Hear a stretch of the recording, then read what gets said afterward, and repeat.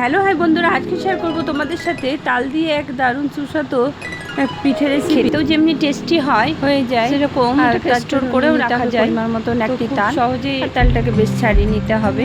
তো ছাড়িয়ে নেওয়ার পরে বেশ জালি কিছু একটা তোমরা ঝুড়ি যেটা ঘরে থাকবে ঘষার মতন ওরকম প্লাস্টিকের ঝুড়ি বা স্টিলের ঝুড়ির মধ্যে দেখো ঘষে নিলাম।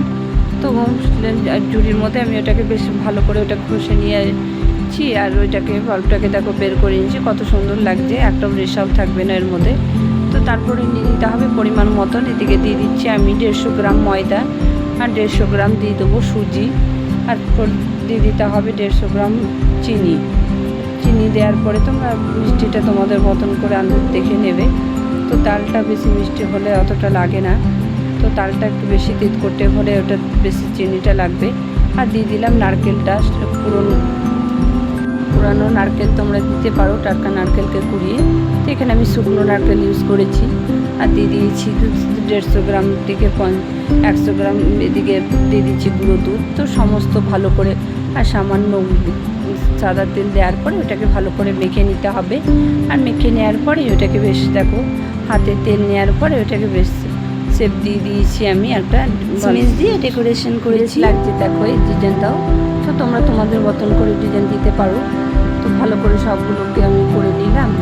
তারপরে তেল গরম হলে গ্যাস ফ্লেমটা বেশ মিডিয়াম আঁচে রাখতে হবে আর এটাকে বেশ এপিট ওপিট করে ভেজে নিতে হবে।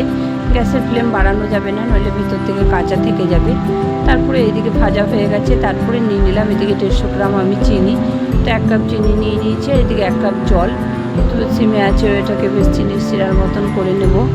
তো তোমরা পরিমাণ মতন চিনি আর জলটা দেবে, তো বেশি হলে বেশি অবশ্যই লাগবে।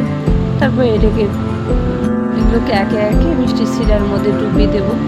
তো ছেড়ে দেওয়ার পরে ওটাকে বেশ সিমে আছে আবার সামান্য ফুটিয়ে নিতে হবে। তারপরে চিনি সিরার দিকে নিয়েই রেডি, ঠান্ডা হলে সার্ভ করে দিতে হবে। দারুণ লাগে, খুবই টেস্টি হয়। তো তোমরাও ট্রাই করবে, আশা করি তোমাদেরও ভালো লাগবে। বাই। দেখো আমার রেডি হয়ে গেছে তালের পিঠে রেসিপি।